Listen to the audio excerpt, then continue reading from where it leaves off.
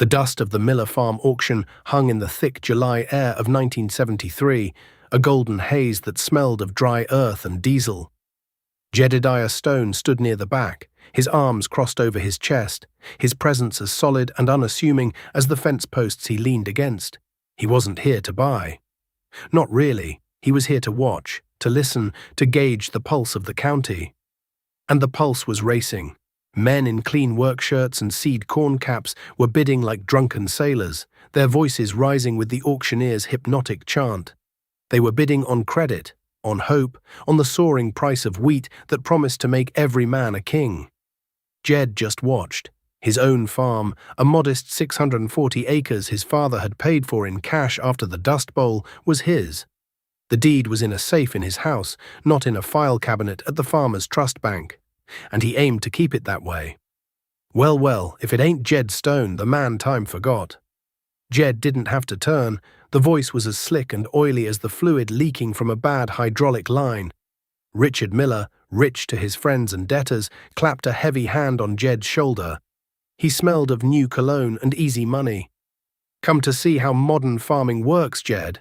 Rich grinned, a flash of white teeth under a perfectly trimmed mustache. He gestured with his thumb toward the line of gleaming green and yellow machinery. "Just picked up that 4430, barely got 50 hours on it. The bank was practically begging me to take the money." Jed just nodded, his eyes scanning the crowd. "Looks like a fine machine, Rich." "Fine? It's the future," Rich boomed, drawing the attention of a few nearby farmers. "Got to keep up, you know? Expand or die. I'm closing on the old Henderson place next week, another 320 acres. Can't work that with your old farmall, can you?" The jab was meant to sting, and it did, but Jed didn't give him the satisfaction of a reaction. His Farmall M, a 1949 model he'd rebuilt from the ground up, was a testament to his philosophy. If you can't fix it with your own two hands, you've got no business owning it. The auctioneer, a fast-talking man named Slim, moved on from the smaller equipment. "All right, folks, now for the main event. A real piece of Montana history, for better or worse." A low murmur went through the crowd as a massive tow truck dragged a carcass of a tractor into the clearing. It was colossal, an articulated beast with 8 tires the size of a man. Its frame was a faded sun-bleached yellow, rust weeping from the joints. The word Big Bud was barely legible on the side of the engine cowling, which was dented and scarred. One of the front windows of the cab was shattered, and a dark, greasy stain ran down the side of the engine block like a mortal wound. "Here she is, boys," Slim shouted into his microphone.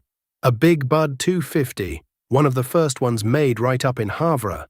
This old girl's seen better days. The boys at the corporate farm that owned her said the Cummins 855 threw a rod and ventilated the block.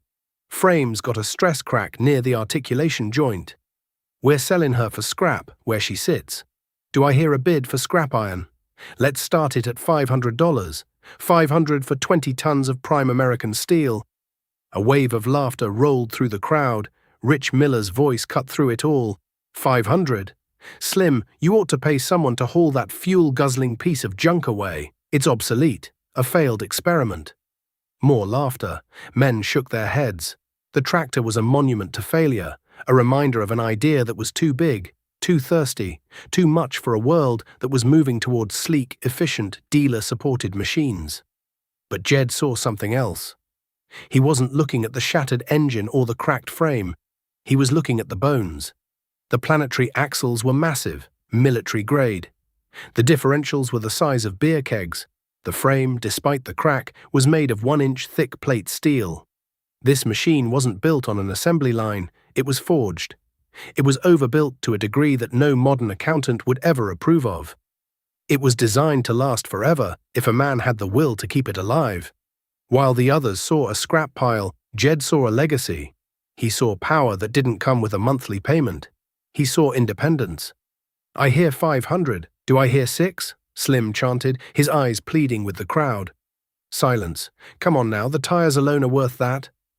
Jed felt a strange calm settle over him. He knew what he had to do. He raised a hand, just a slight, deliberate motion. "I've got 500 from Jed Stone," Slim yelped, a note of genuine surprise in his voice. "Do I hear 550? $550. All eyes turned to Jed. Rich Miller stared, his mouth agape, then his face broke into a wide, condescending smirk. He shook his head slowly, as if witnessing an act of profound stupidity. No one else moved. No one else wanted any part of the mechanical disaster sitting in the sun. Sold.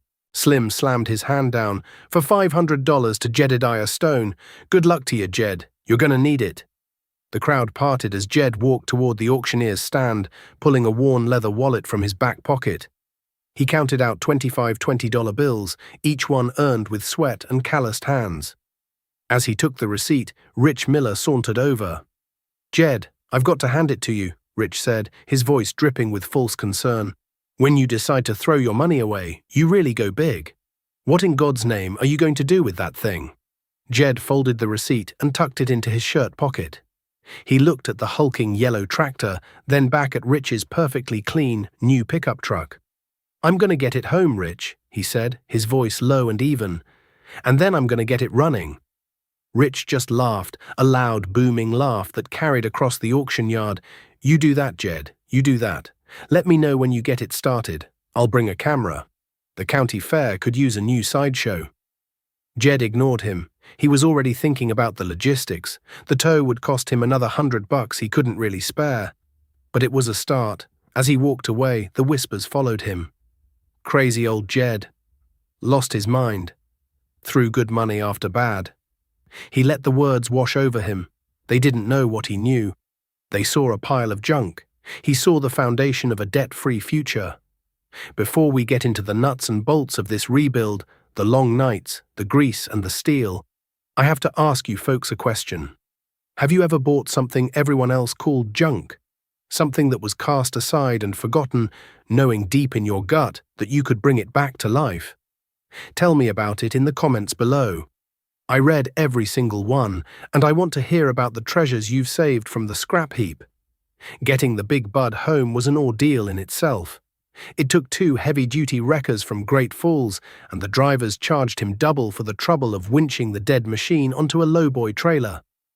It looked even bigger and more hopeless, sitting in his own farmyard, dwarfing his tidy red barn and casting a long, intimidating shadow over Martha's vegetable garden.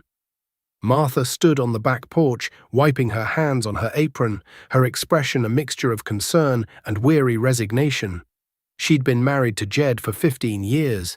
She knew the look in his eye. It was the same look he'd had when he decided to rebuild the engine on their old grain truck himself, instead of trading it in. "Jedediah," she said, her voice soft but firm, "what have you done?" "I've bought us some time, Martha," he said, not looking at her, his eyes already tracing the lines of the broken machine. "I've bought us some power, the kind you don't make payments on." That winter of '73 was a cold one. The wind howled down from the north, piling snowdrifts against the barn, but inside Jed's workshop the air was thick with the smell of penetrating oil and hot metal. The Big Bud project consumed him. Every evening after chores, every weekend, he was out there, a single bare bulb hanging overhead, casting long dancing shadows as he worked. First, he had to deal with the engine. The Cummins NH855 was a legendary power plant, but this one was a mess. The previous owners hadn't been lying. A connecting rod had snapped, and in its final, violent moments, it had punched a hole the size of a fist through the side of the engine block. It was junk, a 2-ton paperweight.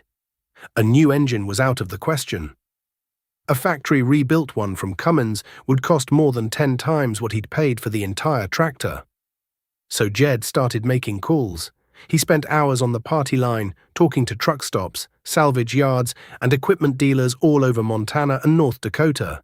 He drove his old Ford pickup hundreds of miles, chasing down leads that turned into dead ends.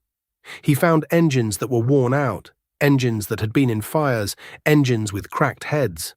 Finally, in a muddy, snow-covered yard outside of Bismarck, he found it. It was another 855 pulled from a Kenworth semi that had rolled over. The truck was a pretzel of twisted steel, but the engine, nestled deep in the frame, looked untouched. The yard owner, a grizzled old man named Gus, wanted $1,000 for it. Jed had $700 in cash saved up. He spent 2 hours arguing, negotiating, and finally helping Gus pull a transmission from another wrecked truck as part of the deal. He left with the engine chained down in the bed of his pickup, the suspension groaning under the weight, and his wallet empty. Getting the old engine out of the big bud was a brute force job. He had to use a cutting torch to slice through the rusted mounting bolts. He built a gantry crane out of heavy timbers and used a chain hoist, the links straining and groaning, to lift the massive block out of the frame. It swung there for a moment, a dead thing, before he lowered it onto a set of skids. The replacement engine was in better shape, but it wasn't a simple drop-in. It was from a truck, so the flywheel housing was different, the oil pan was the wrong shape, and the accessory drives were all in the wrong places. For the next month, Jed lived in a world of steel and grease. He fabricated new engine mounts from half-inch plate steel, cutting them with a torch and drilling the holes with his ancient heavy drill press, the bit screaming in protest as it bit into the metal. He had to swap the flywheel and clutch assembly from the old engine, a dirty, back-breaking job. He found the oil pan he needed on an old generator set in a different junkyard. While he worked on the engine, he also had to address the crack in the frame. It was right at the articulation pivot, the spot that took the most stress. To fix it properly, he couldn't just slap a weld on it.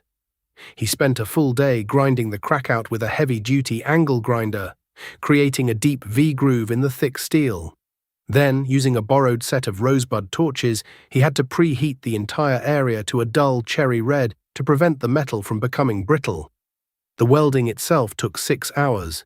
He laid down bead after bead of high-nickel content rod, the arc hissing and spitting, filling the groove until it was flush, then building it up for extra strength. When he was done, he wrapped the entire joint in thick welding blankets to let it cool slowly over 2 days. The scorn from the community was a constant low hum in the background. Neighbors would slow their pickups as they drove past his place, the men inside shaking their heads. Rich Miller made it a point to stop by every few weeks, always in his shiny new truck, always with a condescending piece of advice. "Still tinkering with that relic, Jed?" he'd say, leaning against a fender, careful not to get any dirt on his crisp Wrangler jeans. "You know, the John Deere dealer is offering 0% financing on their new 7520s. 4-wheel drive, air-conditioned cab, radio. You could be done with your spring planting in a week." "I'm not in a hurry, Rich," Jed would reply, not looking up from the wiring harness he was meticulously repairing. "That's your problem. You're not thinking like a businessman. Land prices are up 30% from last year. The smart money is borrowing every dime you can and buying up dirt. You're sitting here playing with scrap iron while the rest of us are getting rich." Jed just grunted and kept working. The words stung, but they also hardened his resolve. Every time Rich drove away, leaving a cloud of dust and superiority, Jed would tighten a bolt a little harder, make a weld a little cleaner. This wasn't just about a tractor anymore. It was about proving that his way, the slow, steady, debt-free way, had merit. It was a battle of philosophies being waged with grease and steel in a cold Montana barn. The spring of 1974 was a tough one. The big bud was still in pieces, and Jed had to do all his field work with his old Farmall M and a small 4-bottom plow. He worked from before sunrise to long after sunset, the little tractor chugging along faithfully, but he felt like he was trying to plow the whole state with a garden hoe. Across the fence, he could see Rich Miller's fleet of new machines. The big 4430 and the new International 1066 worked in tandem, their diesel engines humming a powerful, efficient tune. They prepared and planted Rich's ever-expanding fields in a matter of days, while Jed struggled for weeks. He finished planting just before the rains came, exhausted and bone-weary, his back a knot of pain. The whispers at the grain co-op grew louder. Jed Stone was falling behind. He was going to lose it all, chasing a fool's dream in his workshop. By the fall of 1975, the world had changed. The grain embargoes and massive sales to the Soviet Union had sent commodity prices into the stratosphere. Wheat was over $5 a bushel. A farmer could hardly fail if he tried. The money was flowing like water, and the banks were practically forcing it on anyone who owned a piece of land. It was a time of boundless optimism, a golden age for the American farmer. And it was in that golden autumn that the big bud roared to life. Jed had spent nearly 2 years and every spare dollar he had on the project. He'd rebuilt the transmission, replaced every hydraulic hose, rewired the entire machine, and fabricated a new dashboard from a sheet of diamond plate. He'd painted it himself, not the original pale yellow, but a deep, powerful Massey Ferguson red, simply because it was the cheapest durable paint he could buy at the co-op. He hadn't bothered with decals or chrome, just a simple, hand-painted name on the side of the cab. Independence. The first startup was an event.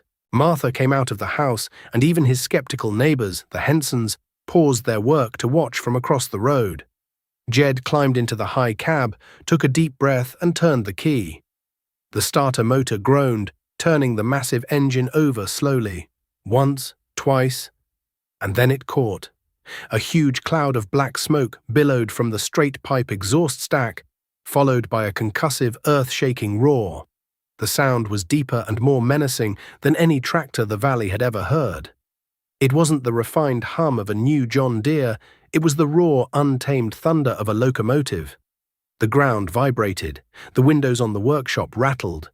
Jed let it idle for a minute, a slow, proud grin spreading across his face. He'd done it. He put the tractor to work that fall, pulling a 30-foot chisel plow he'd bought for a few $100s at another auction. The power was astonishing. The big bud didn't even seem to notice the plow behind it, pulling it a foot deep through the hard-packed soil without a hint of strain.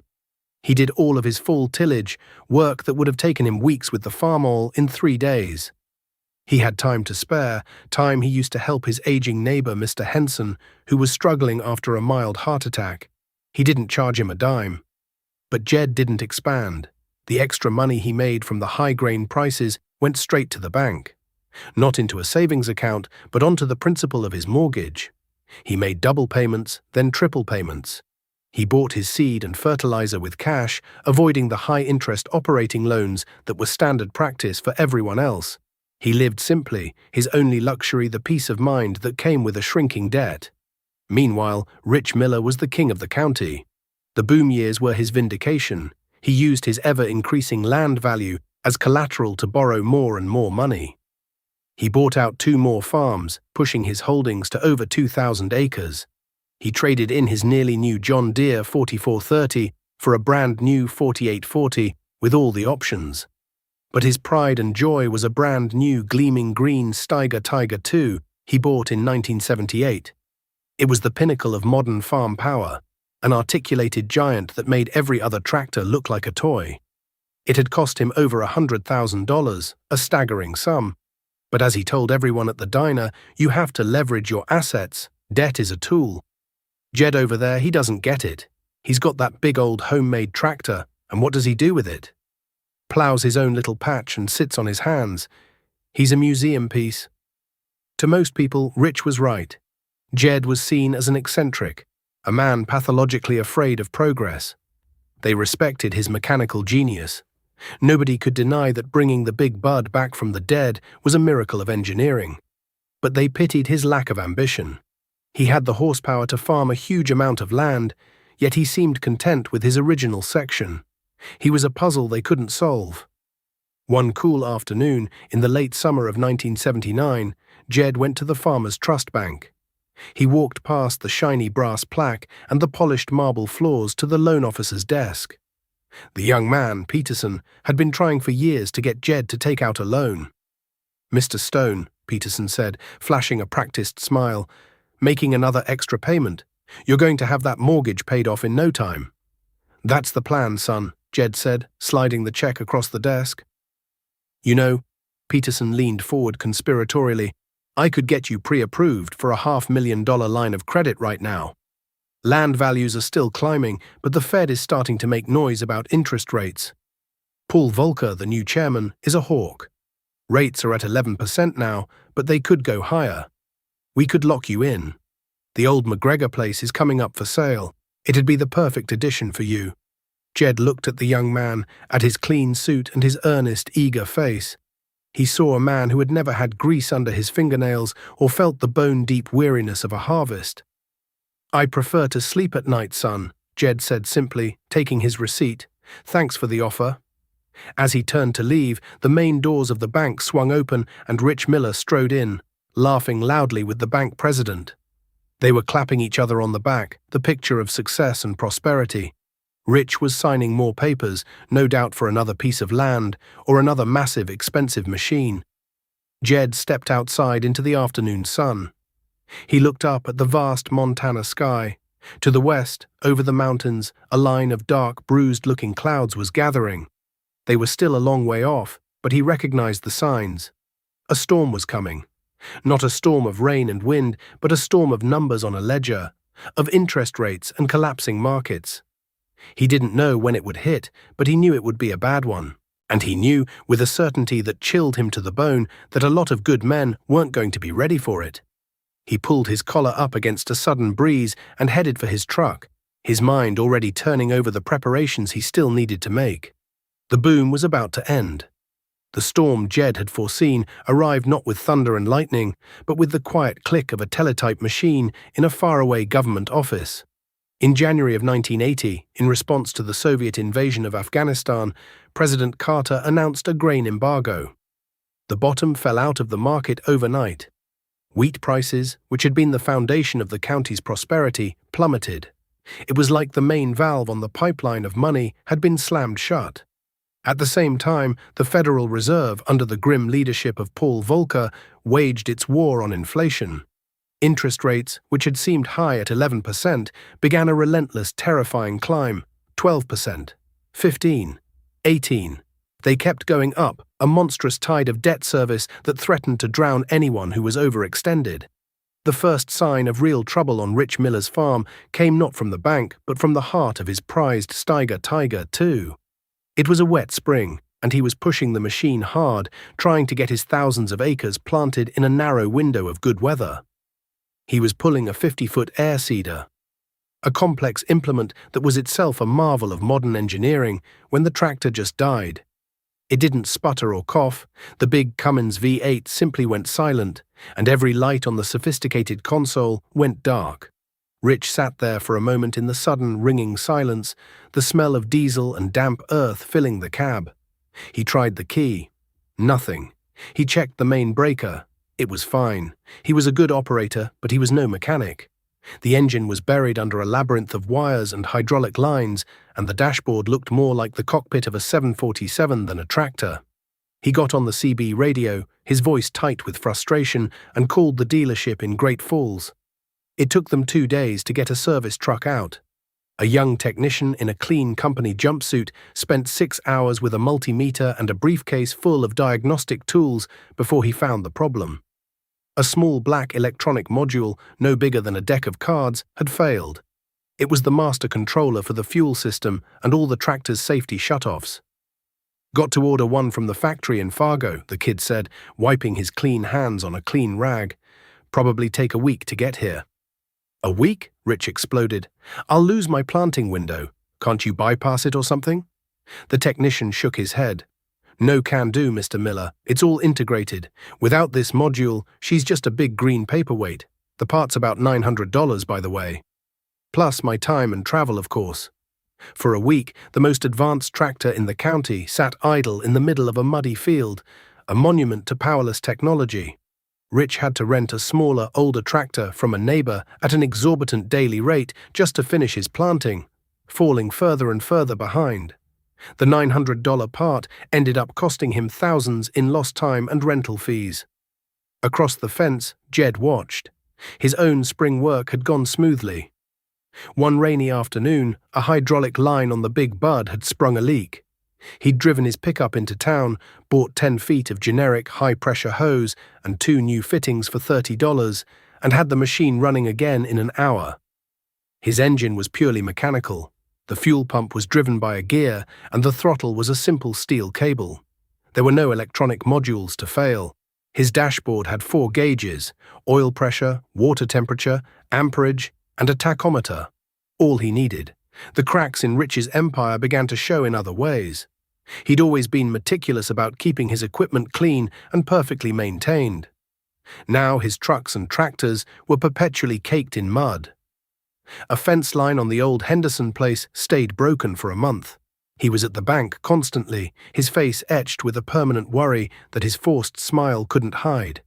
The easygoing king of the county was gone, replaced by a haunted, irritable man who snapped at his hired hands and drove his pickup too fast down the gravel roads. One evening, Jed saw the lights on, late in Rich's machine shed. He walked over, thinking maybe Rich needed a hand. He found him standing over the engine of his John Deere 4840, a look of utter defeat on his face.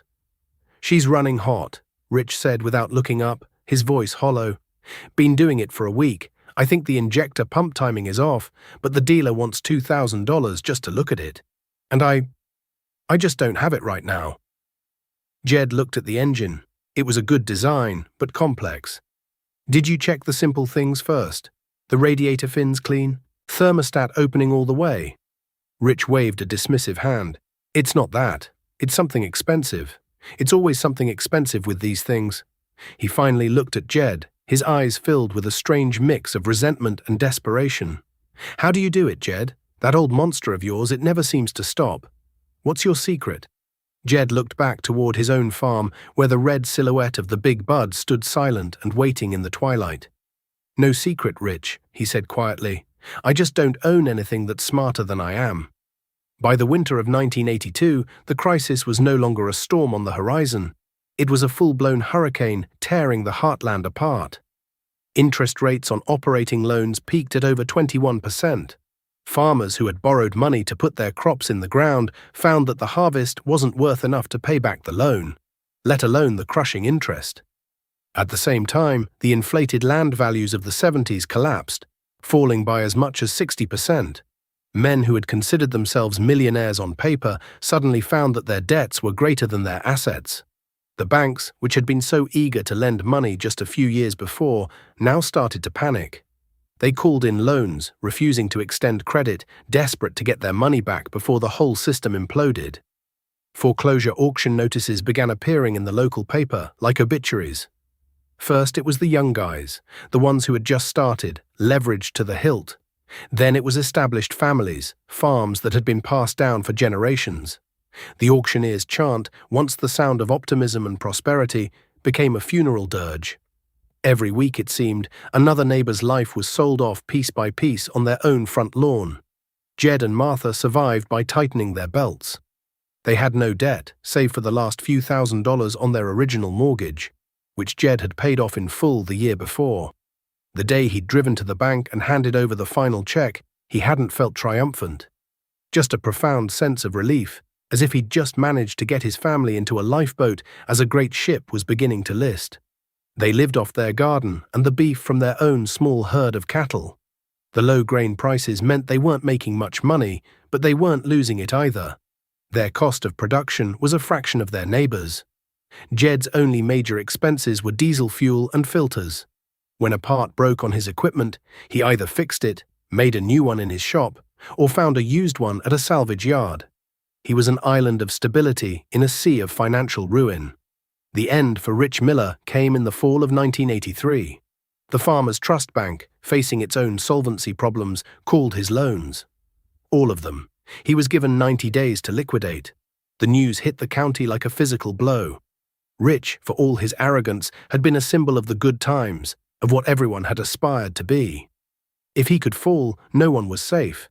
The auction was held on a cold, grey November day. The sky was the colour of lead, and a bitter wind whipped across the yard, carrying the first stinging flakes of snow. The crowd was different from the one at the Miller auction 10 years earlier. There were no optimistic young farmers bidding with the bank's money. It was a somber gathering of neighbors, vulture-like investors from the city, and hollow-eyed men looking for bargains, hoping to save their own farms by picking over the bones of this one. Jed was there, standing near the back, just as he had been a decade before. He wasn't there to gloat or to buy. He was there to bear witness. The equipment was lined up, the same gleaming machines that had once been Rich's pride. The Steiger Tiger II, the John Deere 4840, the fleet of combines and trucks. But they didn't look proud anymore. They looked like extravagant failures, their massive tires coated in mud, their paint faded by the relentless sun and wind. They sold for pennies on the dollar. The Steiger, which had cost Rich over $100,000, was sold to an out-of-state corporate farm for $30,000. It was a bloodbath. Rich was there, standing beside his wife, who wept silently into a handkerchief. He looked like a ghost. His face was pale and drawn, his expensive clothes hanging loosely on his shrunken frame. The swaggering confidence was gone, replaced by a deep, soul-crushing shame. He watched as the auctioneer sold off his life's work, his ambition, his dreams. He didn't say a word. Jed watched it all, a knot tightening in his stomach. This was no victory. It was a tragedy. It was the story of a man who had played the game by the rules everyone had been given, only to have the rules change in the middle of the fourth quarter. Rich had believed in the system, and the system had devoured him. When the auction was over and the crowd began to disperse, leaving the Miller farmyard looking empty and violated, Jed saw Rich walking alone toward the barn. He looked smaller than Jed had ever seen him, a man completely adrift. Jed followed him. He found Rich inside, sitting on an overturned 5-gallon bucket, staring at the empty spaces on the concrete floor where his tractors used to be. The barn, once a cathedral of modern agriculture, was just a hollow, echoing shell. Rich didn't look up as Jed approached. "Come to say I told you so?" he asked, his voice raspy. Jed shook his head, leaning against a support post. "No, I came to see if you were all right." A dry, humorless laugh escaped Rich's lips. "All right? I just lost everything, Jed. Everything I've worked for my entire life. The house, the land my grandfather homesteaded. It's all gone. The bank took it all, and I still owe them money. I'm less than nothing." The two men stood in silence for a long time, the only sound the mournful whistling of the wind through the cracks in the barn walls.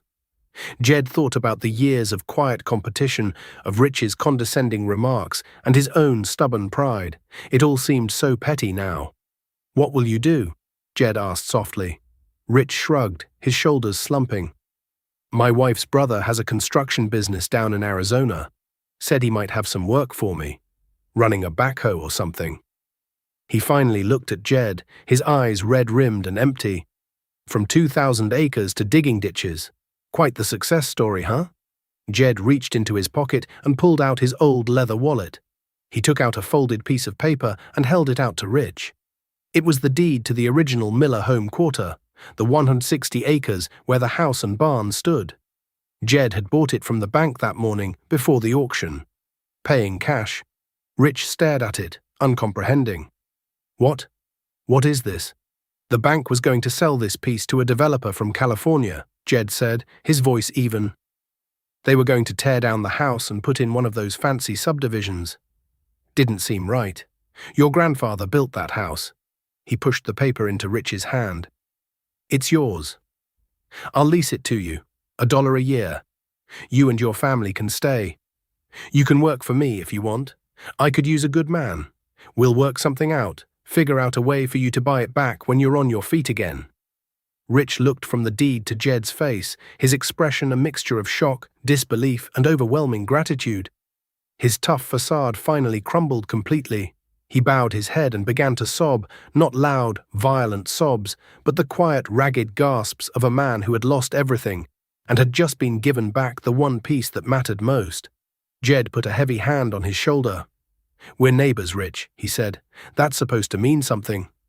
The farm crisis changed the landscape of the county, both literally and figuratively. Many farms went under, bought up by corporations or investors who saw only numbers on a balance sheet.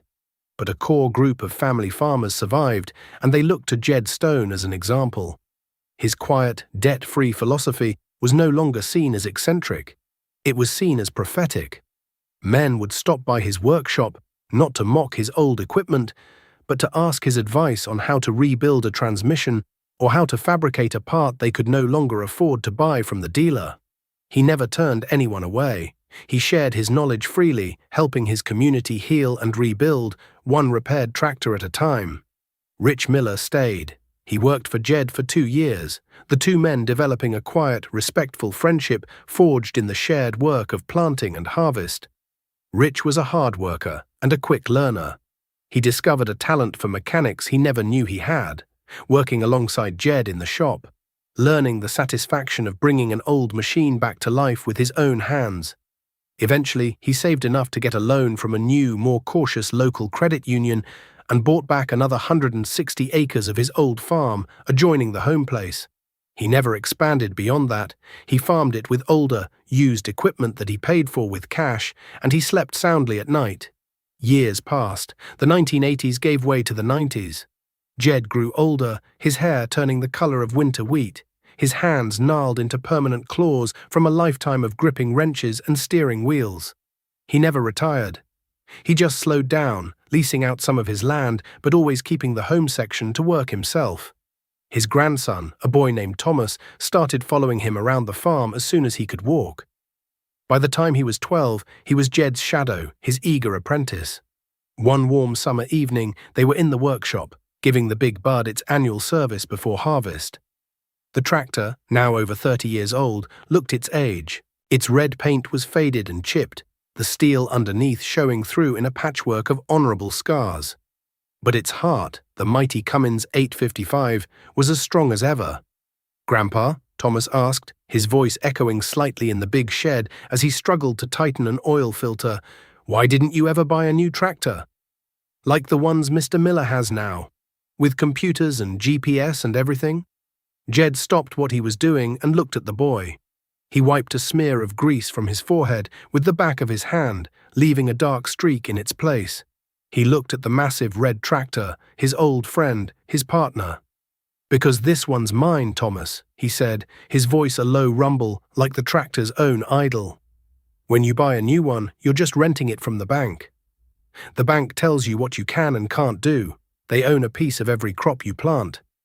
This machine," he patted one of the huge tires, "it doesn't have an opinion. It doesn't charge interest. When it breaks, it waits patiently for you to fix it. It asks for fuel and oil and grease, and in return it gives you freedom. That's a trade I'll make any day." He looked out the open bay door of the workshop. The sun was setting, painting the western sky in brilliant strokes of orange and purple. The fields of ripe wheat rippled in the evening breeze, a golden sea stretching to the horizon. It was his land. Every stalk of wheat, every clod of dirt was his. He had weathered the storm, not by being bigger or faster or smarter, but by being independent. "There's two kinds of rich in this world, son," Jed said, putting his arm around the boy's shoulders. "There's the kind you have in the bank, and the kind you have right here." He gestured to the land, the workshop, the old red tractor. "The first kind can disappear overnight. This kind, this is real. This is forever. Never forget that." Thomas nodded, looking up at his grandfather with a deep understanding in his young eyes. He looked at the old tractor, no longer seeing a relic of the past, but seeing a legacy. He saw the story of a man who had salvaged a mountain of scrap iron, and with his own two hands had turned it into a debt-free kingdom. The deep rumbling heartbeat of its engine was the sound of true independence.